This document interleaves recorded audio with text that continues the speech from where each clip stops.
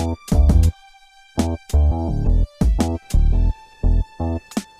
I want to welcome you back on another episode of He Said, She Said. And I'm Michael. And I'm Victoria, but once again going by Vicky. Okay. And if you follow these podcasts in sequential order, we talked with Vicky the previous podcast, and we talked about a variety of subjects, but we ended up on the subject of people meeting at an early time in their lives, and a couple meeting at an early time in their lives and growing together. There are two obvious scenarios. One of them is you meet at an early time in your life and you grow together, or you meet at an early time in your life and you grow apart. Or you meet like I did, and I married him once, divorced him, married him again, then divorced him, dated him 10 years later, split apart, dated him again 10 years later. So sometimes it's the right one, you just have to keep coming back to the issue and checking it out. Well, that's kind of interesting because I didn't throw that third scenario in there yet. In fact, in a sort of a way, I'm guilty of that. My current partner, she and I met when we were in our 20s, and we dated for 5 years or so. We lived together and dated for 5 years, and we were not, I was in a different place. I wanted more things, and she did not. I went off in the entertainment field, and I became a media producer, and I was going, and I was juggling, and busy, and she went into a government job. 10 years later, we reconnected, we had lunch together, and 10 years later, we reconnected, we had lunch together, and then 10 years later, she connected with me on Facebook. She said, hey, what are you up to? And I said, oh, not much, I just got divorced about 2 years ago, and we started dating, and we've been dating ever since.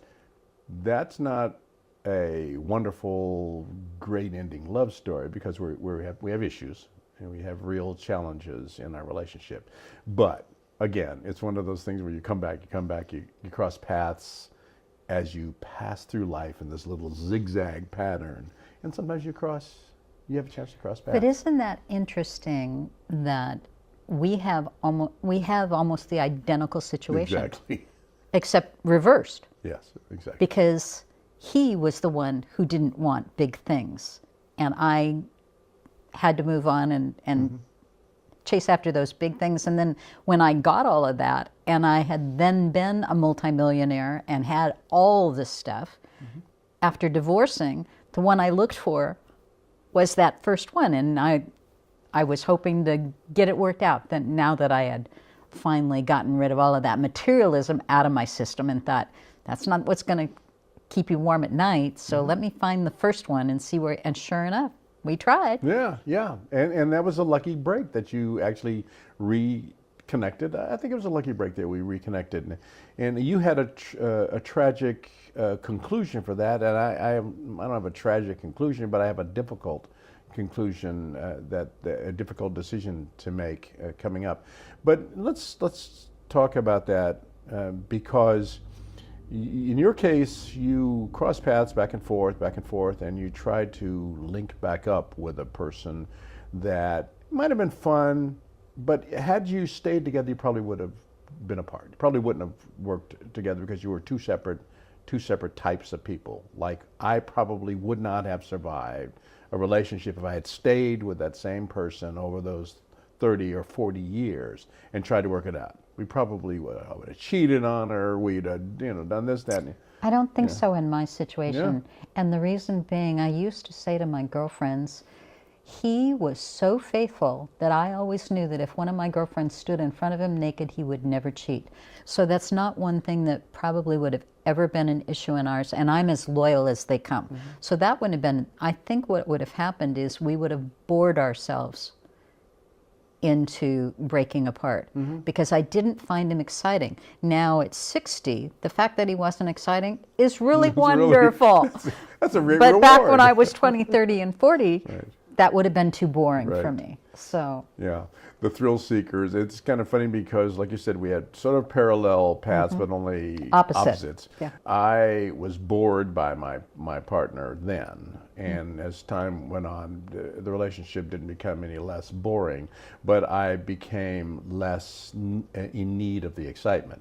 I'm not a thrill seeker, so I'm not the guy who's going to cruise down the road on my Harley with no helmet on. But you do ride a motorcycle. But I do ride a motorcycle. And I have been waiting for the guy who rides a motorcycle because I have all of my Harley equipment. Oh, that's funny. That's funny. Well, I don't ride a Harley.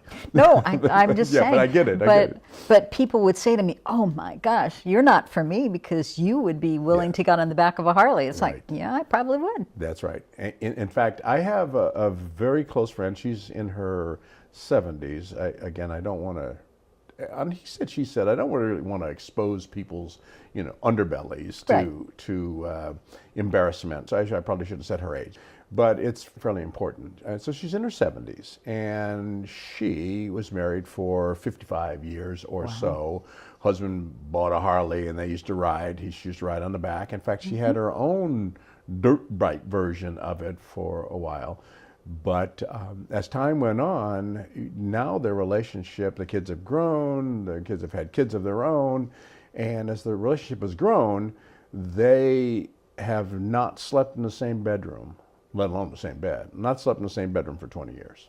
But that's okay because it works for them. Apparently, it works for him, but it's not so working for her because she's frustrated as all get out. Okay. So we haven't had an interview, because really that's kind of personal business.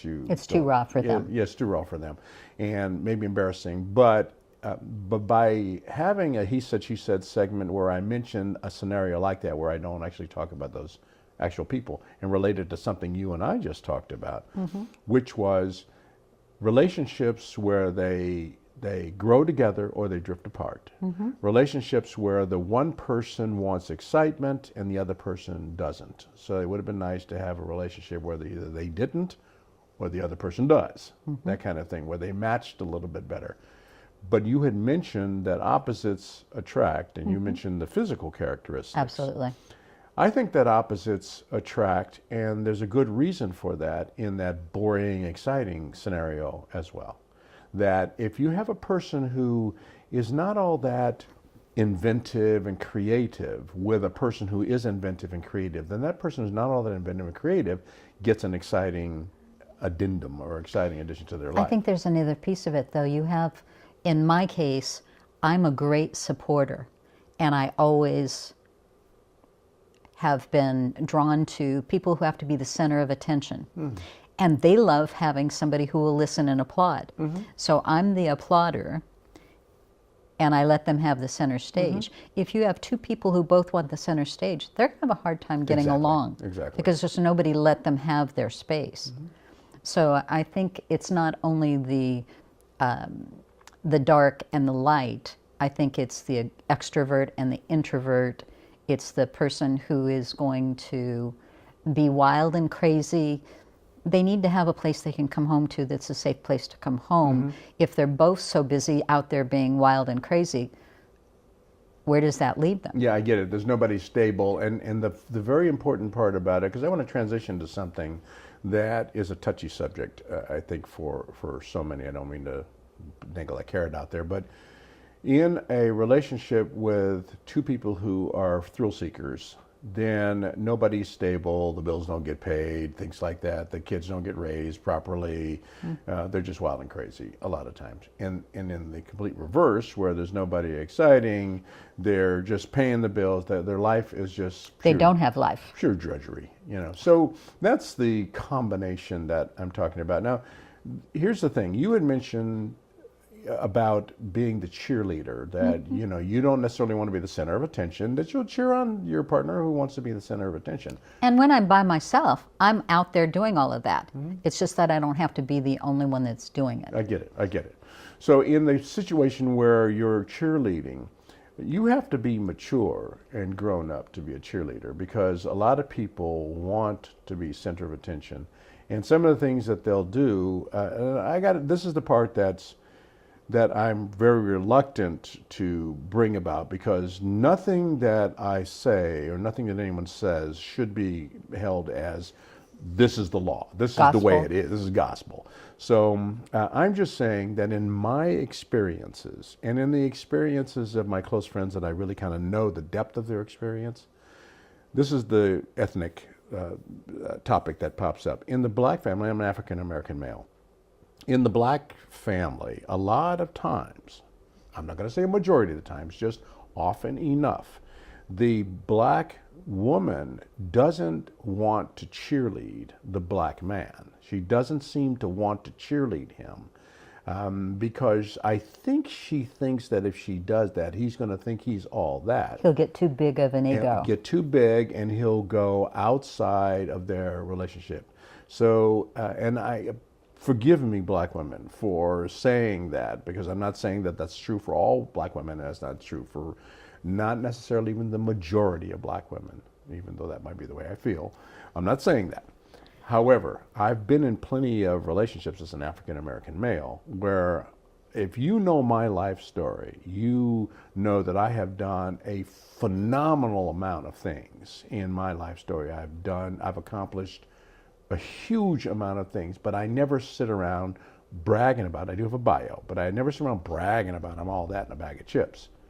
However, the women that I have relationships with, who are usually not black women, even though I've had several of those women say, hey, I like what you're doing. That's one of the reasons why I partner up with you. You're doing things. And so, attaboy, go for it.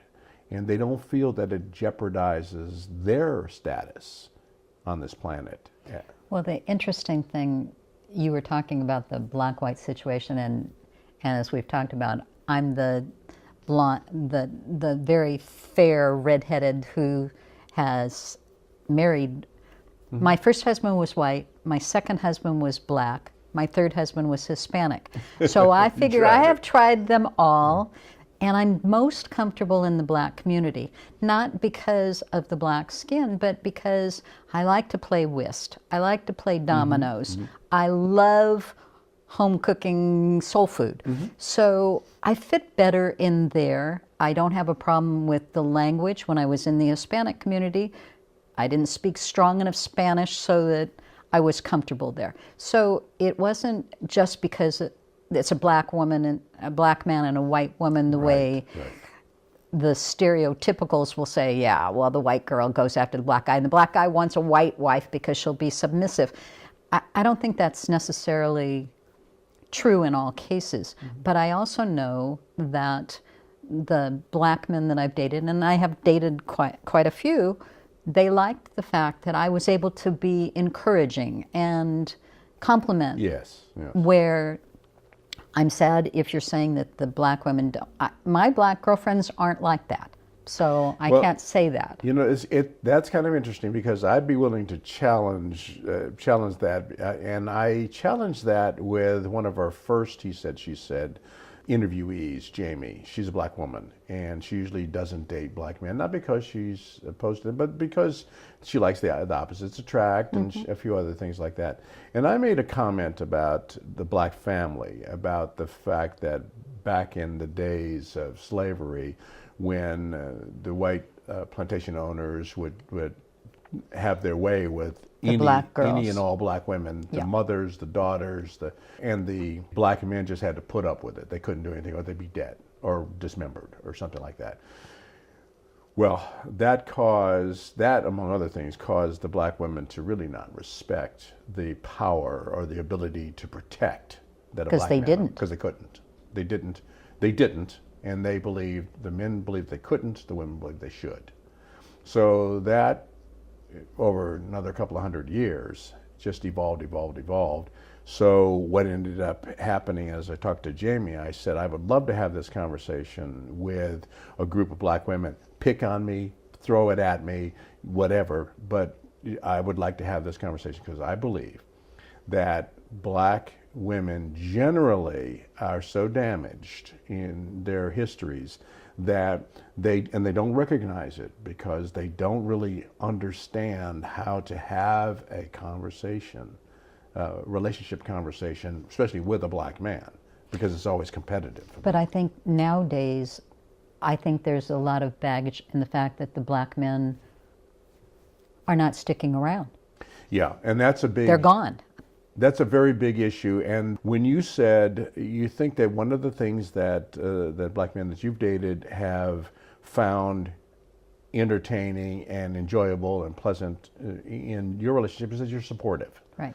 I agree. I've been in plenty of relationships where the women in my relationship have been supportive. That is a little bit different than supporting. And I've supported all 3 husbands, Yeah, so therefore I know I'm supporting. yeah, so that and that could be another issue. In fact, I would like to, if you are so inclined, and if you're willing to sit down with me, come back in another podcast and let me get myself lined up for the firing squad. But I want to talk about issues, black and white issues, and the difference between being supportive and being supporting. And some Sounds terrific. All right. I want to thank you all for joining me yet again on another segment of He Said. She said. And again, I'm Michael. And I'm Victoria. Thank you, Vicky. Thank you. Appreciate it. We'll talk to you later.